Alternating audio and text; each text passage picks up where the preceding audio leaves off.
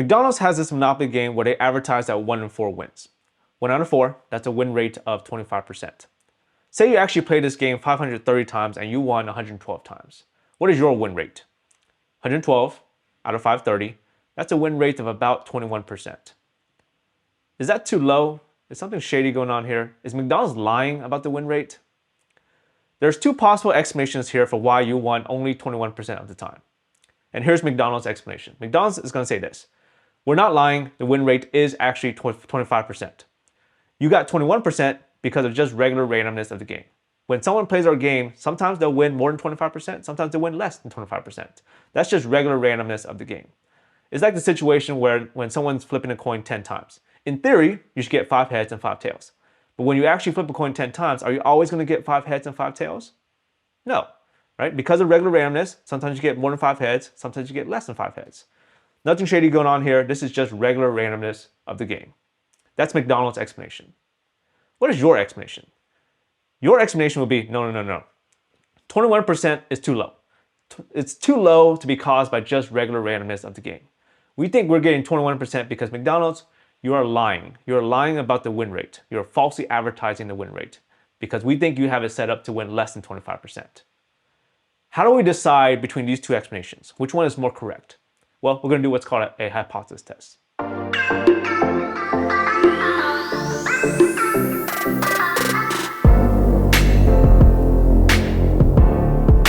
First page here is just formulas that I'll need for this lecture, so let me skip this and come back to this when we actually need it. Example 1. McDonald's says in their advertising that 1 in 4 instantly win in their McDonald's Monopoly game. You and your friends played the game 530 times and won 112 times. You and your friends think that McDonald's is falsely advertising and that the win rate is actually less than 25%. Can you conclude that the win rate is less than 25%? Use the alpha equals 0.05 level of significance. This is the same situation that we were talking about in the introduction. So McDonald's has this Monopoly game, and this game has millions and millions of game pieces. And what McDonald's is saying is that if you look at all those pieces, 25% of them are going to be winners. Now the question is, from our sample of just 530 game pieces, do we have enough evidence to conclude that McDonald's is lying? So do we have enough evidence to say that if we were to look at all those millions and millions of game pieces, that the win rate is actually less than 25%? So this is touching on the same thing that we've been talking about throughout this class. From our small sample of just 530, can we say something about the entire population? Can we say something about all of those millions and millions of game pieces? When we talked about confidence intervals in the last unit, remember there was the mean situation and the proportion situation. Same thing here. For hypothesis tests, there will be the mean situation and the proportion situation. Question is, how do you tell the difference? If you see the words mean and standard deviation in the question, it's going to be a mean situation. If you don't see the words mean and standard deviation anywhere in the question, it's going to be a proportion situation. So if we go back to this question, we don't see the words mean and standard deviation anywhere in the question. So this is going to be a proportion question.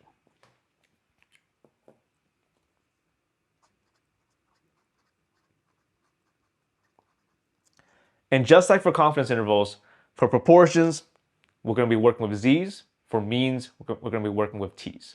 So for proportions, we'll be working with z's. Now, every hypothesis test starts off with a null and alternative hypothesis. Okay? The null hypothesis is going to be denoted H0. And the alternative hypothesis is going to be denoted H1.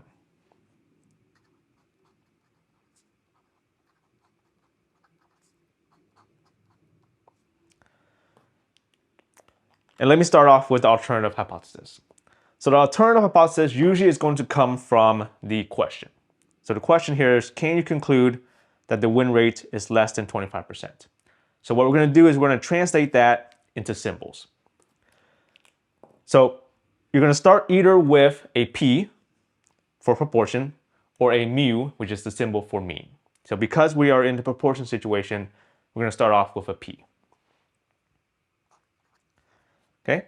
Can you conclude the win rate, so win rate or win percent, same thing as proportion. Can you conclude that the proportion is less than 25%? Okay? The symbol is either going to be a less than symbol, a greater than symbol, or a not equal symbol. This one is asking, can you conclude that the win rate is less? So this will be less. and then 25%. And then anytime we're working with percents, we always convert to a decimal. So 25% as a decimal is 0.25. So can you conclude that the win rate or proportion, can you conclude that the proportion is less than 25%? So H1 here is proportion less than 25%. H0 will be exactly the same as your H1, except with an equals in the middle. Okay, so H0 is going to be proportion equals 0.25. Okay, let me write that down. The null hypothesis will always have an equals in the middle.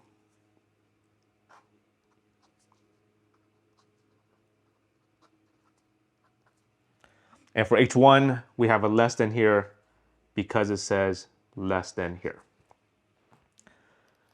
Now, what is this H0, H1?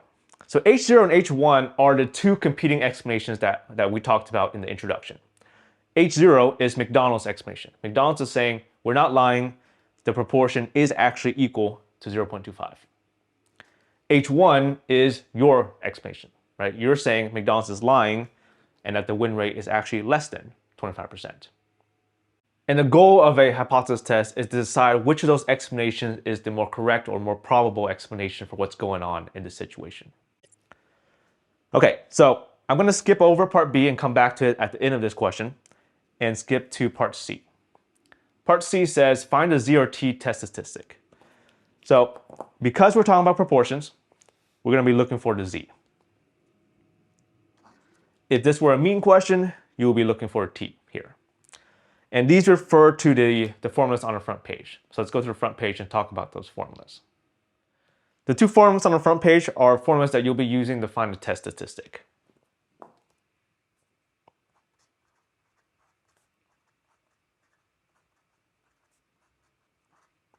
Which is part C of the process. The first one with the Z, that's for the proportion situation.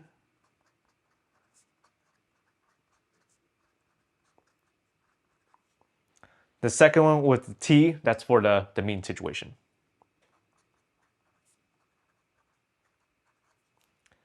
And the box at the bottom, these are the R commands that you'll need later on. The first row, P norm, Q norm, we've seen those before. That's going to be for Z's. And remember, Z's go with proportions. And then the second row, PT, QT, that's going to be for the T's. And T's go with means. Back to part C. This is a proportion question, and we said for proportions, we're going to be finding Z. So we'll be using the first formula on the formula sheet. If this were a mean question, you would be using the second formula. So the first formula has a P hat, a P0, and an N. So what are these letters? So we're looking for, well, we need to find a P hat, a P0, and an N. Okay, so P hat is the proportion from our sample. So our sample, we played the game 530 times and we won 112 times. That's our sample. So we took a sample of 530 and out of those 530, we won 112 times. So our P hat, our proportion from a sample, would be 112 out of 530. And let me enter this into a calculator and then round to 3 decimal places. So 112 over 530. 0.211.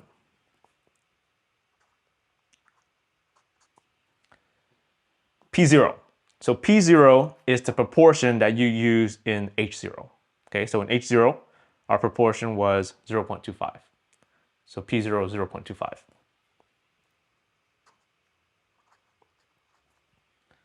And in N, N always stands for sample size. So what is our total sample size? We played the game 530 times, so that's our total sample size.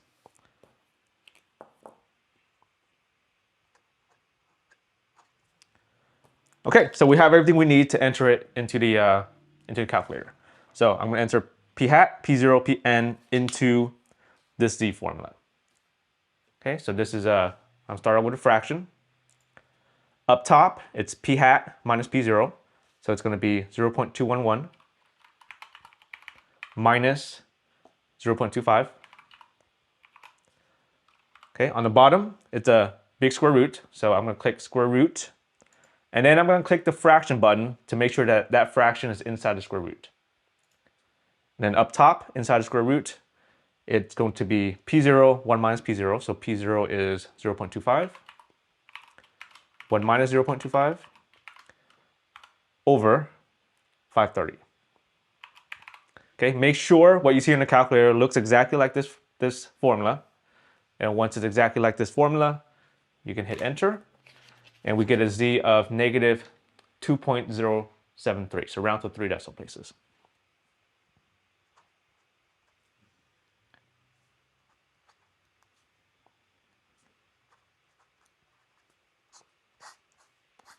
And that is our test statistic. Part D, find the p-value. So to find the p-value, we're going to draw either the z distribution or the t distribution. Now, when I draw it, it both looks the same. So it's basically going to be the normal distribution picture. And these pictures will either be shaded to the left, shaded to the right, or two tails. If it's less than, it will be shaded to the left. If it's greater than, it's going to be shaded to the right. If it's not equals, it will be two tails. Okay, this is a less than, this will be shaded to the left. So we're going to shade on the left side. And then you're going to put your answer from part C on the picture. So our test statistic from part C is z equals negative 2.073. And our job here is to find a p-value. So p-value, the p stands for probability. Probability, remember, you should think area. So what we're looking for here is the area of this shaded region. Okay, so this is a z to area type question.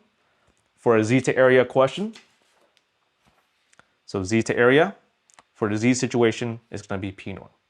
Now, if this were a mean question, you will be talking about t's, and you will be doing pt. So for us, we're going to be doing p norm.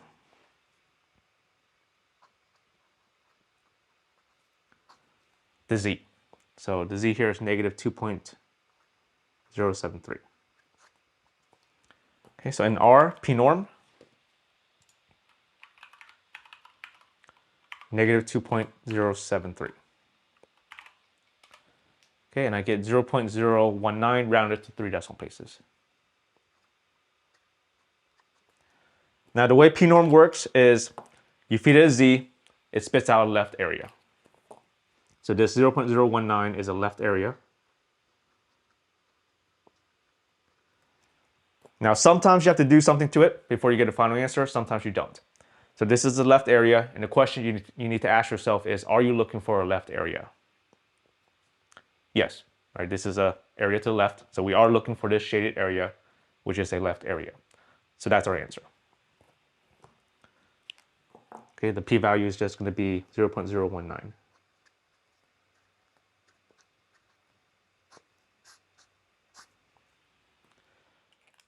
What is the meaning of this p-value that we just found?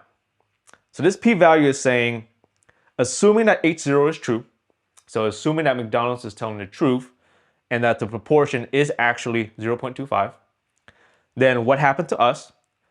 Winning only 112 times out of 530. And remember, we thought that was too low. So what happened to us? Winning only 112 times out of 530. This p-value is the probability of that happening from just regular randomness of the game. And remember, that was McDonald's explanation. McDonald's was saying that they weren't lying and that we got such a low win rate from just regular randomness of the game. And the p-value and the probability is 0.019, which as a percent is 1.9%. So that's a really low number, right? So if McDonald's is telling the truth and it were just regular randomness of the game, then what happened to us is something that's really, really rare. And the idea here is that if we get a p-value that is really low, then that's an indication that it's probably not just from regular randomness of the game. And that a better explanation is that H0 is actually false. In other words, McDonald's is lying. This is similar to a situation where you're flipping a coin 20 times. Say you flip a coin 20 times and it comes up heads, heads, heads, all 20 heads. Could that happen from just regular randomness of flipping coins? Yes, it's possible, right? When you flip a coin 20 times, it could come up all heads. That is possible. But that is extremely rare. In other words, it has a very low probability, a very low p-value. So low that as you're flipping a coin, at some point, you're going to get suspicious, right? Because that's so rare to see all these heads. You're going to get suspicious and think to yourself, maybe something's wrong with the coin. Maybe the coin is not a fair coin. And that's what we're talking about here. If the p-value is really low, then what we're witnessing is probably not due to just regular randomness of the situation. And that a better explanation is probably that H0 is wrong or H0 is false. Now the question is, when is a p-value considered to be low? So low that we're going to say this is probably not due to just regular randomness and that a better explanation is that H0 is false. And that brings me to part E. We're going to decide whether to reject H0 or don't reject H0. And the bar for what's considered to be low is the alpha. Use the alpha equals 0.05 level of significance. So if the p-value is less than that alpha, then it's considered to be low. Okay, if it's not less than, it's not considered to be low. So we're going to check whether our p-value is less than the alpha. Our p-value was 0.019. The alpha is 0.05.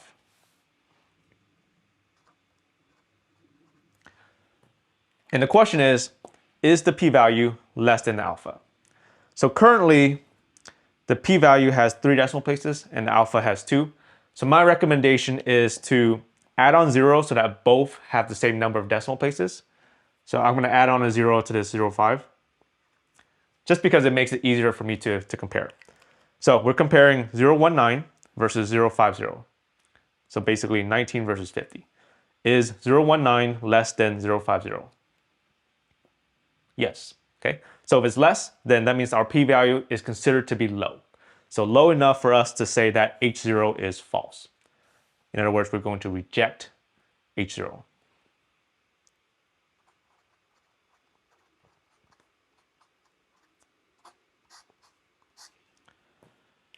So if the p-value is less than alpha, we're going to reject H0. If the p-value is not less than alpha, we're going to don't reject H0. Part F. So part F is our final concluding sentence. And this is the sentence that I want you to write. Basically, this sentence is asking whether we can conclude that H1 is true. Okay? So we're going to start off by saying you're going to state your significance level. So our significance level is alpha equals 0.05. So at alpha equals 0.05, level of significance there, and then you're going to write either is or is not. So if we are able to reject H0, then yes, we can say that H1 is true. Okay, so if you reject H0, then there is enough evidence to conclude that, and then you're going to state H1. So H1 is saying that the proportion is less than 0.25. But usually I go back to the sentence here. Can you conclude that the win rate is less than 25%? So because we did reject, there is enough evidence to conclude that the win rate is less than 25%.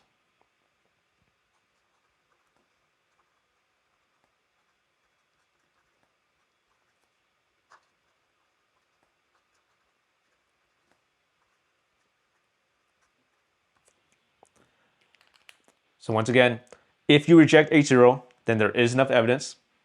If you did not reject H0, then there is not enough evidence. I should mention here that the only 2 outcomes of a hypothesis test is either reject H0 or don't reject H0. You will never say anything else. Even though in English, you may think that the opposite of reject should be accept, but you will never say accept H0. So this is similar to in a court of law, you're either found guilty or not guilty. Not guilty is not the same thing as saying innocent. And here's an example. Many years ago, I got a speeding ticket. And I took the speeding ticket to court. Now, on the day of the court hearing, the cop who wrote me the speeding ticket didn't show up. So I was found not guilty. Now, not guilty is not the same thing as innocent, because I was speeding. I didn't think I was speeding by a lot. So I was found not guilty, not because I was innocent. I was found not guilty because cop didn't show up, so there wasn't enough evidence to prove that I was guilty. And same thing with hypothesis tests. Either you reject or you don't reject. And you don't reject, all that means is that there wasn't enough evidence for you to reject H0. So those are the only two outcomes of a hypothesis test. Either you reject H0 or you don't reject H0. Nothing else. Let's now go back to part B that we skipped. Find a critical value and sketch the rejection region. So there's two approaches to hypothesis testing. Part C and D together that we just did is called the p-value approach. So we started by finding the test statistic, and then we used that test statistic to find a p-value. Right? That's why it's called a p-value approach. And then we use the p-value to help us decide whether to reject or don't reject H0. So there's another approach for deciding whether to reject or don't reject, and that's called the critical value approach. So for part B, we're going to draw the same picture that we did in part D. So either the Z distribution or the T distribution, and when I draw it, it looks the same.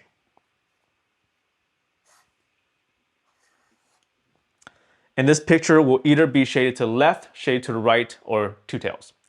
If it's a less than, it's going to be shaded left. If it's a greater than, it's going to be shaded to the right. If it's not equals, it will be two tails. This is less than, so it's going to be shaded to the left.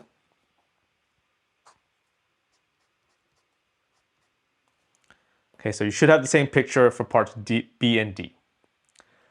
For this picture, the shaded area is the alpha, and our alpha is 0.05.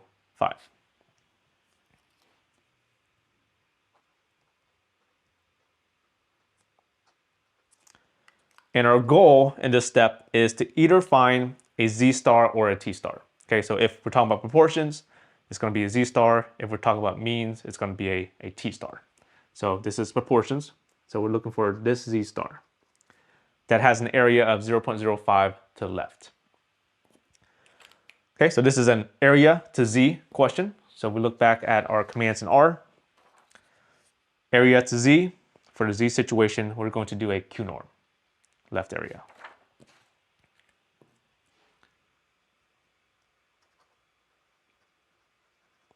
Okay, so we're going to feed it the left area of the picture. 0.05, is that a left area? Yes, so 0.05 is the shaded area, which is a left area right now, so we don't have to do anything to it. So we're just going to enter it into the Q norm. Okay, so switch to R. I'm going to do Q norm 0.05. Okay, and that gives us a Z. So that negative 1.645, round to 3 decimal places again. And that's a Z star.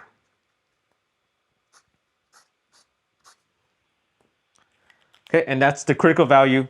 And this picture is a picture of the rejection region. So how does this help me decide whether to reject or don't reject? Okay, so in part B, you find the critical value, and then you would do part C and find a test statistic. If this test statistic is in the shaded region, that's called a rejection region. So if this test statistic is in the shaded region, we reject. If it's not in the shaded region, you don't reject. Okay? So the question is this Z, negative 2.073, is that in the shaded region or is it in the unshaded region? This Z star, which we found, is negative 1.645, so negative 1 something. The question is negative 2.073, would that be to the left or to the right of negative 1.645? This is negative 1.645.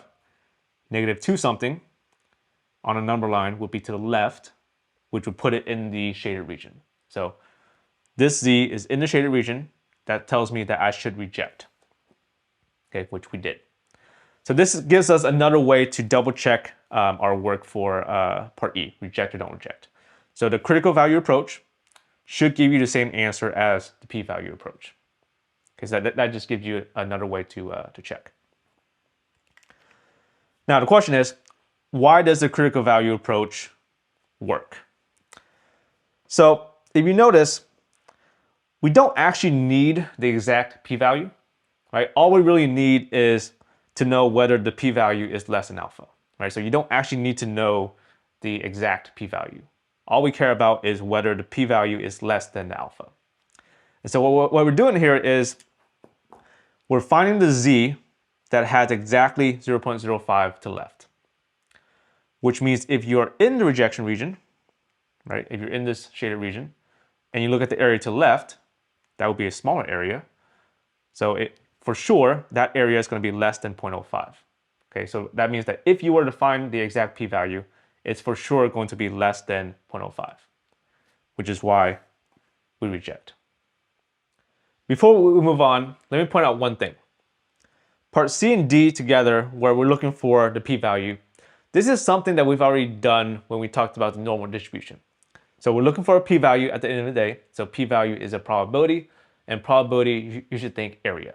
Okay, so part C and D is really an x to area type question that we were talking about when we talked about the normal distribution. And when we talked about the normal distribution, for an x to area type question, the first thing we did was we used the z-score formula. And then after we get a z-score, we use p-norm. And so what I wanted to point out is in part C, where we find the z or t test statistic, we're using one of these formulas on the front page, either the z formula or the t formula. And what I want to point out here is that these two formulas are really just z-score formulas. So both of these are of the form x minus the mean over a standard deviation. So we look at the z formula. So that's for the proportion situation. In the proportion situation, the mean you're supposed to use is the population proportion. The standard deviation is the big square root formula. Okay, this formula is p hat, which is our x, minus the population proportion, which is the mean, divided by big square root formula, which is the standard deviation we're supposed to use for proportions. The t formula looks even more like the z-score formula. So x minus the mean, divided by standard deviation over square root of n. And standard deviation over square root of n is exactly the standard deviation we're supposed to use for the mean situation. So these formulas are really z-score formula. And part C, you're really just finding the z-score. After you have the z-score, we do a p-norm. So C and D together is really just an x to area type question that we did when we talked about the normal distribution. Example 2. In 2010, the mean length of YouTube ads was 40 seconds. A recent sample of 50 YouTube ads had a mean length of 41.8 seconds, with standard deviation 5.7 seconds. Can you conclude that the mean length of YouTube ads has increased? In other words, can you conclude that the mean length of current YouTube ads is more than 40 seconds? Use the alpha equals 0.01 level of significance. So the question is, from our sample of just 50 YouTube ads, can we say that if we were to look at all the YouTube ads, that the mean is more than 40? So part A, state the null and alternative hypotheses. So this is our H0, H1. And before I do that, the first thing I actually need to check is whether this is a mean situation or a proportion situation. So when you read the question, if it mentions mean and standard deviation, it's going to be a mean situation. If you don't see the words mean or standard deviation anywhere, it's going to be a proportion. So when I read this, I saw the word mean everywhere. Okay, so this is definitely going to be a mean question. And then just to remind myself, for means, we're going to be using t's. And for proportions, we use z's. Okay, so back to H0, H1. I usually start with H1. So H1 usually is going to come from your question. Can you conclude that the mean length is more than 40? So we're going to translate that into symbols. Now, the symbol that you're going to start with is either going to be P for proportion or mu for mean. Since we're talking about means, the symbol is going to be mu. And then it will either be a less than, greater than, or not equals. The question here is saying can you conclude that the mean is more than 40? So more, that means greater than, and then it says more than 40, so greater than 40. Okay, and then for means, we don't convert to decimals or anything. Okay, that's H1. H0 will be exactly the same, except with an equals in the middle. So this will be mean equals 40.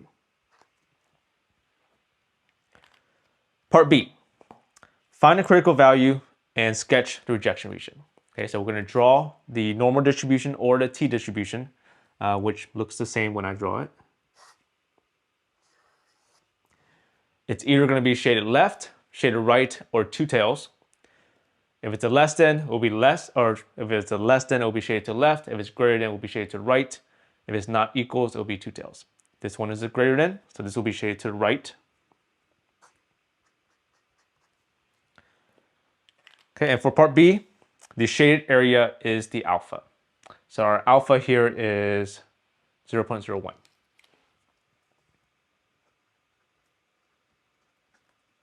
Okay, that's the shaded area to the right. And your job is to find either the z star or the t star.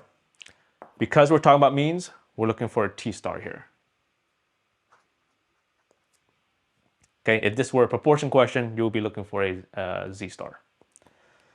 So this is basically a area to t question. So area to t for the t situation is going to be qt left area df. Okay, so we're going to do qt left area df. So for this picture, is 0.01 the left area? No, 0.01 is this shaded area, and this shaded area is to the right. So what I need to plug into qt is the left area, which is this unshaded part on the left side. So how do you find this unshaded part on the left side?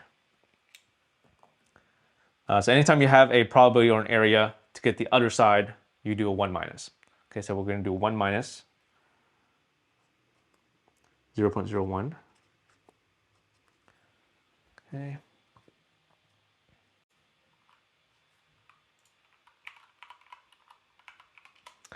.99. Okay, that's the unshaded part to the left, and that's what I need to plug into qt. So 0.0 or 0.99, comma, df. So qt has two things you have to enter. Left area, df. df is degrees of freedom. It's one less than the sample size. So what is the sample size? A recent sample of 50 YouTube ads, so one less will be 49. Okay, so we're going to do qt 0.9949.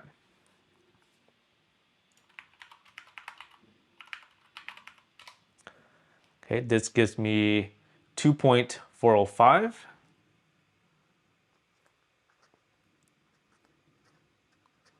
And this is the t star that I'm looking for.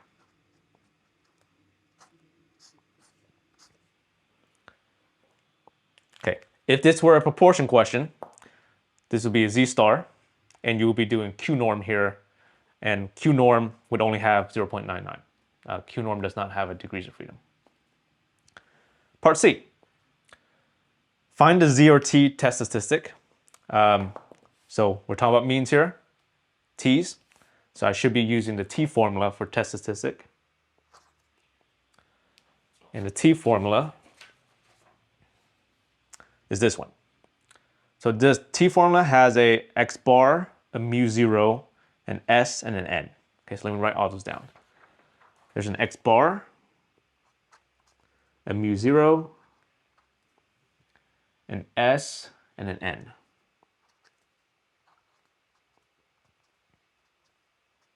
Okay. X bar. So x bar is the mean from our sample. So what is the mean from the sample? Recent sample of 50 YouTube ads had a mean length of 41.8. Okay. X bar, which is the mean from the sample of 50 ads, was 41.8. So X bar is 41.8. Mu 0, right, the 0, is the mean that we use in H0. Okay, so in H0, the mean we used was 40.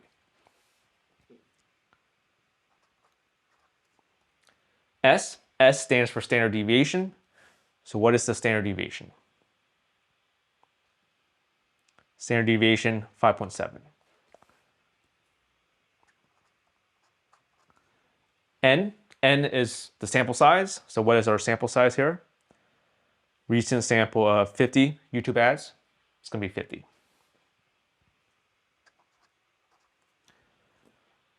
Okay, so I have everything I need now to enter it into the formula. So we're going to enter it into this T formula.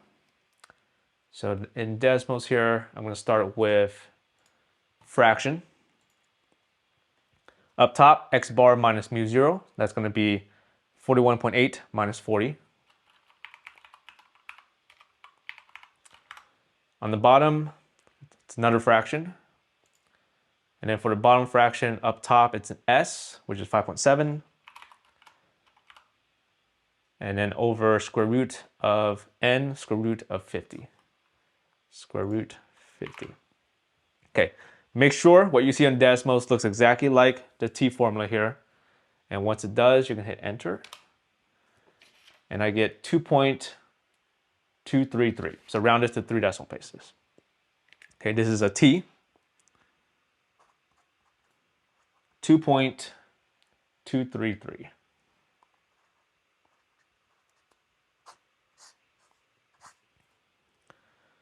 Okay, so that's our test statistic. So right now, we can actually use this critical value approach to predict whether we should be rejecting or don't reject. Okay, so let's do that here. So this T is exactly 2.405. The question is this test statistic, 2.233, would that be in the rejection or in the shaded area, or would it be in the unshaded area? Okay, this boundary here is 2.405. Where is 2.233? So 2.233 on a number line would be to the left of 2.405, right? 233 would be to the left of 405, which would put it in the unshaded region. Okay, if you're in the shaded region, you reject. If you're in the unshaded region, you don't reject. So I expect that when we get to part E, I should get a don't reject. Okay, so just remember that. Part D, find a p-value. So p-value, we're going to draw the same picture as in part B. Okay, still it will be shaded to the right because we're talking about greater than here. If it were less than, it would be to the left. If it were not equals, it will be two tails. Okay, this will be, because it's greater than, this will be to the right. Put your test statistic that you found in part C on a picture. So our test statistic is 2.233. And your job here is to find the area of that shaded region. Okay, this is a T to area question. So for a T to area question, T to area, for the T situation, it will be a PT T df. Okay, so we're going to do PT.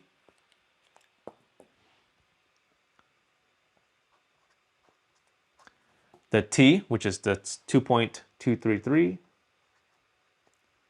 comma, the df, the degrees of freedom, that's one less than our sample size. Our sample size was 50, so one less would be 49.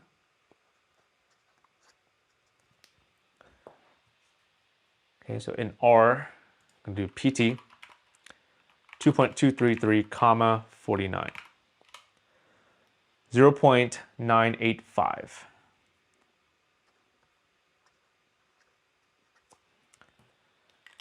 Now, most of the time, when you find a p-value, it should be a pretty small number. 985, that's a big number, right?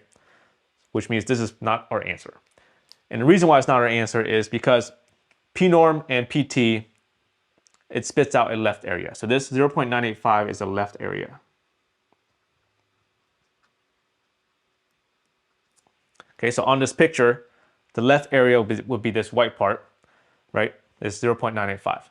But that's not what we're looking for. We're looking for the shaded area, which is the area to the right. So 0.985 is the unshaded part. To get the other side, do a 1 minus. Okay, so because we're looking for the area to the right, we have this one extra step of doing a 1 minus. Okay, so our final answer is going to be 1 minus 0.985. Okay, 1 minus 0.015. Okay, we are expecting a small p-value most of the time, and 0.015 is small. Okay, so that's our p-value for part D. Now, this was for a mean situation. If this were a proportion situation, right, we would have z here, we would have a z here. For z's, you will be doing p-norm, and you would just feed it to z. P-norm does not have degrees of freedom. And then for the same reason, you would have to do 1 minus the answer you get from the p-norm. Part E, reject or don't reject. Okay, so we're going to look at the p-value and check if it's less than the alpha. Our p-value is 0.015. What's our alpha? Our alpha was 0.01. Okay, and like I said, I usually add zeros so that they both have the same number of decimal places. This one has 3. Let me add on a 0 here. And the question is the p-value less than the alpha? So 0.15 versus 0.10, which is basically 15 versus 10. So is the p-value less than alpha? It's not less, right? So 15 is not less than 10. So if it's not less, you don't reject.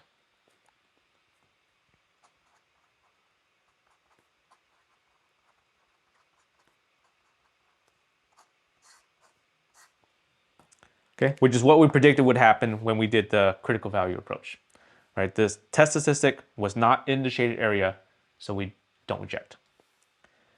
Part F, our final sentence. Okay, so the sentence is asking, can we conclude that H1 is true? So we're going to say at state our significance level. So at alpha equals, it was 0.01. Level of significance, there you're going to write is or is not. Okay. If you reject, it's is enough evidence. If you don't reject, there is not enough evidence to conclude that. And then we're just going to translate this H1. And what I usually do is I go back to the question here. Can you conclude that the mean length of current YouTube ads is more than 40 seconds? So mean length of current YouTube ads is more than 40.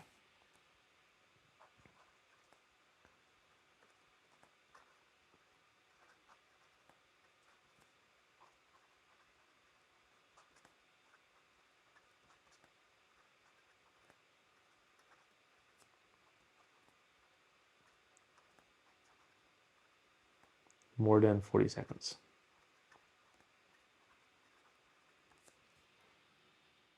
There's one more thing I want to mention before we move on. For questions that are shaded to the right, like example 2 here, just from the picture, we expect the critical value and the test statistic to be positive, and they are. So, which means if you didn't get a positive answer for the critical value, what probably happened was you forgot to do the 1 minus before plugging it into QT or QNorm. Okay, let's go back and look at example 1. Example 1 was an example of a shaded to the left picture. And so based on the picture, we expect the critical value and the test statistic to be negative, and they were. So if you don't get a negative answer for the critical value, what probably happened there was you did a 1 minus when you shouldn't have. Okay, so use the picture to help you predict whether it should be positive or negative, and then use that to help check your answer. And then for part D, the p-value, for p-values, we expect small answers. So if you're getting answers like 0.9 or 0.8, big answers like that, what probably happened was either you forgot to do a 1 minus, or if you did do a 1 minus, you weren't supposed to do a 1 minus. Okay? So use that as a way to check your answer also. Example 3. A national survey reported that only 16% of college students watch the news. A researcher at CRC wants to know whether the percentage of students who watch the news at CRC differs from the percentage among college students in general. She surveys a simple random sample of 199 students at CRC and finds that 42 of them watch the news. Can she conclude that the proportion of students who watch the news at CRC differs from 16%? Use the alpha equals 0.03 level of significance. First thing I need to do is decide whether this is a mean question or a proportion question. So if you see the words mean and standard deviation in the question, it's going to be a mean question. If you don't see the words mean or standard deviation anywhere in the question, it's going to be a proportion question. Looking back at the question here, I don't see the words mean or standard deviation anywhere in the question. This is going to be a proportion question.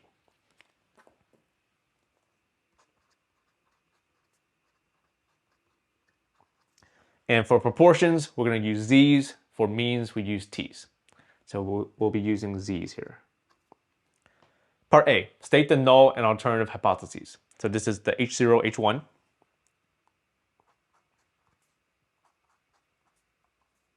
Okay, make sure you use the correct symbol. For proportions, we use p's. For means, we use the mu symbol. Okay, so let's read our question again. Can she conclude that the proportion of students who watch the news at CRC differs from 16%?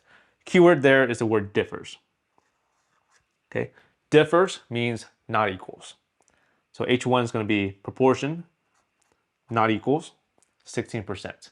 Okay, convert your percents to decimals. 16% as a decimal, 0.16. Okay, that's H1. H0 is going to be the same as H1 except with an equals in the middle. So H0 always has an equals in the middle. So H0 will say P equals 0.16. Part B, find a critical value and sketch the rejection region. So we're going to draw either the Z distribution or the T distribution.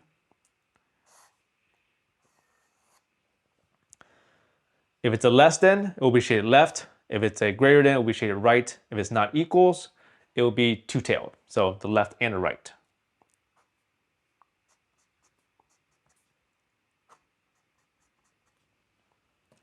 Okay, and as always, the shaded area is the alpha. Okay, so alpha here is 0.03.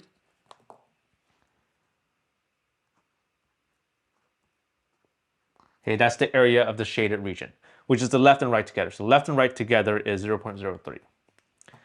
And we're either looking for Z star or T star. Because we're talking about proportion, we're looking for Z star. And there's going to be two Z stars because this picture has a left and a right. If this were a mean question, you'll be looking for T stars here. So this is really a area to Z question. So area to Z. Area to Z for the Z situation is going to be a Q norm left area. So we're going to Q norm the left area.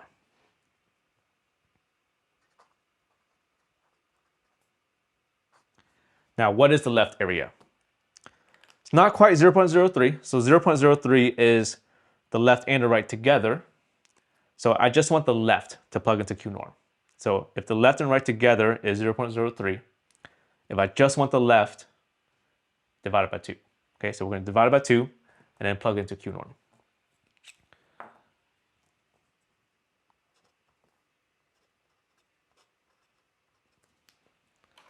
Okay, so in R, no, not in R, in the calculator, 0.03 divided by 2, 0.015. Okay, that's just the left part, which is what I need to plug into Q norm. So Q norm 0.015. Okay, Q norm doesn't have a DF, so that's it.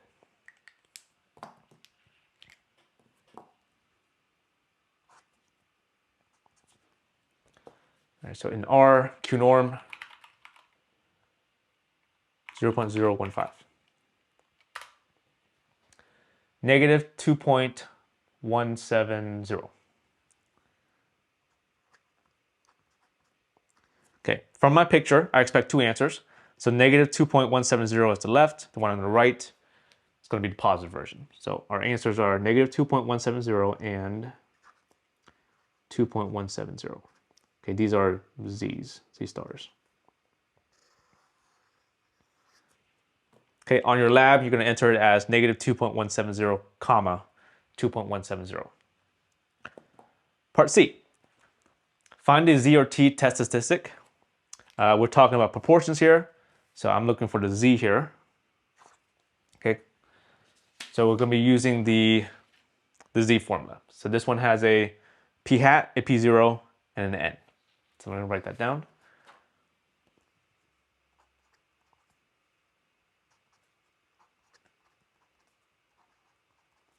Okay, p hat.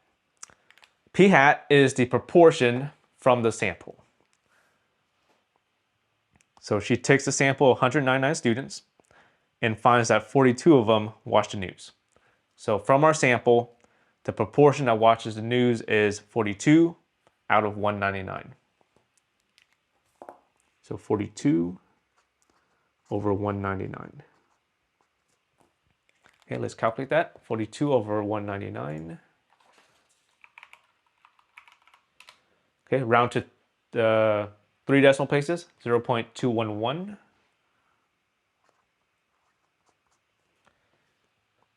P0, so P0 comes from H0, the proportion that we used there, which was 0.16. And then N is our sample size, how many people total. Our sample size was simple random sample of 199 students total, so 199. Okay, plug into the Z formula. So the Z formula is this one. Okay, so in Desmos, start off with a fraction. Up top, p hat minus p0, that's going to be 0.211 minus 0.16. Okay, on the bottom, big square root, so square root, and then click on the fraction button to make sure that that fraction is inside the square root. And then inside the square root up top is going to be p0, 1 minus p0, that's going to be 0.16, 1 minus 0.16, and then on the bottom, n, 199. Okay, make sure what you have on Desmos looks exactly like the Z formula, and then hit enter. Okay, so I get a Z of 1.962.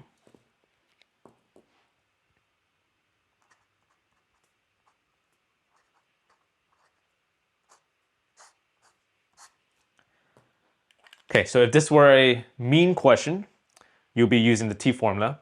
And then for part B, I don't remember if I talked about it, but if this were a mean question, you would still do the divide by 2 to find the left area. And then instead of Q norm, you'll be doing QT, 0.015 comma degrees of freedom, which would be 198 in this case. Okay, if this was a mean question. Part D, find a p-value. So you're gonna draw the same picture.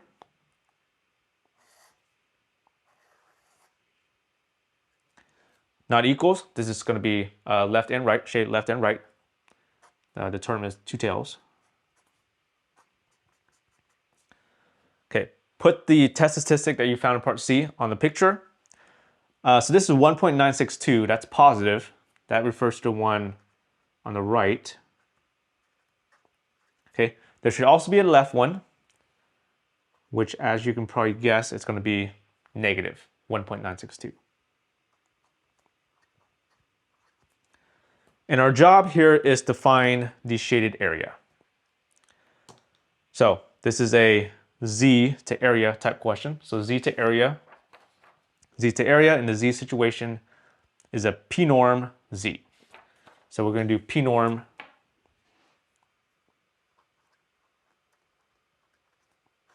Z.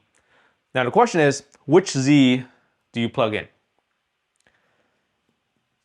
So let's try to be smart about this. We're trying to find the shaded area, right? And the way P norm works is you feed a Z and it gives you the area to the left. So I don't want to plug in the positive z, because if I plug in a positive z, it's going to give me the area to the left of it, which includes this unshaded part in the middle, which I don't want, right? So plug in the negative version. So if I plug in the negative version, it will give me only the shaded part. Okay, so we're going to plug in negative 1.962. Okay, so p norm, negative 1.962. Okay, and that gives me 0.025. So rounded to 3 decimal places, 0.025. Okay, the way p norm works is it gives you the area to the left. So this is a left area.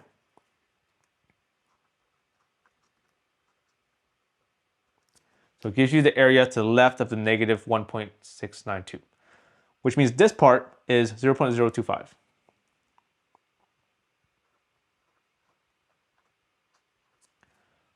Okay, I want the area of both together, right? So if this one is 0.025, you can probably guess that the area on the right side here is the same because it looks the same, and you will be correct. The area on the right side here is also 0.025. And if I want both areas together, you can either add those two up, or you can take one of them and multiply by 2. So I'm going to multiply by 2. So we're going to take the left one here and then multiply by 2. So 2 times 0.025.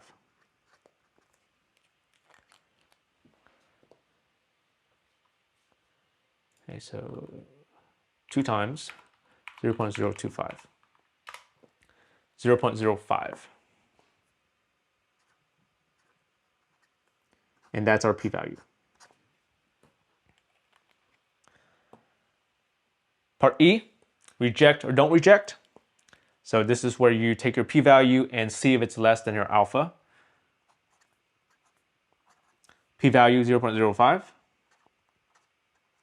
Our alpha 0.03. And then usually I add on 0 so that they both have the same number of decimal places. You don't have to add here because they both have 2 decimal places, but if one of them has 3 decimal places, you would add on 0 so that they match. And then the question is the p-value less than alpha? So 0.50 versus 0.30. Is it less?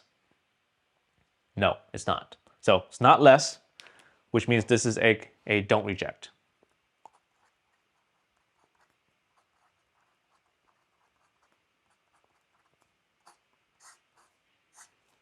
Okay, just to double check my answer, let's go and do the critical value approach. So that was from the p-value approach. Critical value approach, the question is this test statistic in the shaded region or is it in the unshaded region? So from part B, we know that the boundaries here are negative 2.170 and 2.170. So where is 1.960 or 1.962, sorry? Is it in the shaded part or is it in the unshaded part? So here is 2.170. 1.962 would be slightly to the left of that, right? Because it's less, slightly to the left, which would put it in the unshaded zone. So if you're in the unshaded area, you don't reject. If you're in the shaded area, you reject.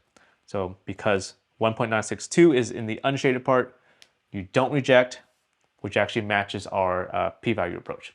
So we probably are on the right track here. Part F. So we're deciding whether we can say that H1 is true. At, state your significance level. So at alpha equals, our alpha here is 0.03. Level of significance, there is or is not. Okay, because we did not reject H0, there is not enough evidence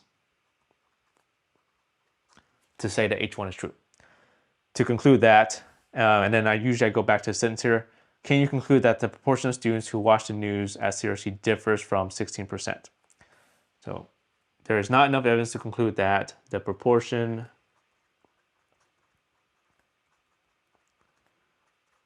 of students who watch the news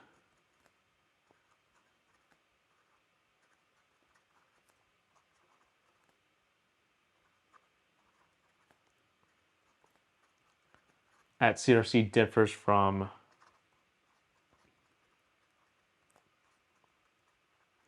%16. All right, so that's a introduction to hypothesis testing. Have a great day. See you guys next time.